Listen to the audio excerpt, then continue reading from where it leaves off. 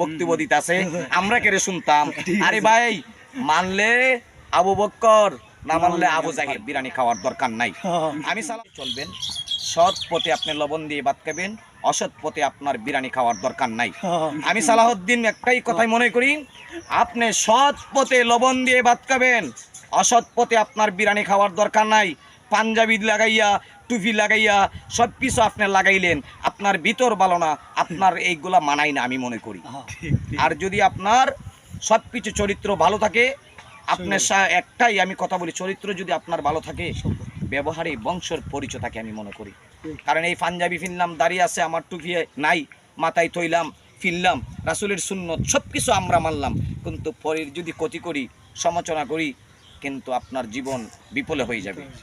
এগুলা মাথাতে রেখে চলতে হবে রে ভাই। নিজে সবসময় রাস্তাতে চলবেন, অপরাধী মনে করবেন, একদিন আপনার সফলতা ইনশাল্লাহ আসবেই আসবে। কিন্তু নিজে বড় মনে করবেন না। একমাত্র বড় করার মালিক একমাত্রই আল্লাহ। তা আল্লাহ মনের খবর সবার জানে।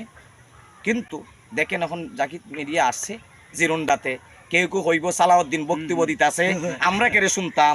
আরে ভাই, মানলে আবু বক্কর, না মানলে আবু জাহিল। কারণ আমি কোনো যুক্তির বারে কোনো কথা বলতেছি না, কারণ একটাই কথাই বলছি সবসময়, সৎ পথে আপনি লবণ দিয়ে ভাত খাবেন, অসৎ পথে টাকা ইনকাম করে আপনার বিরিয়ানি খাওয়ার প্রয়োজন মনে হয় না, আমার মনে হয়।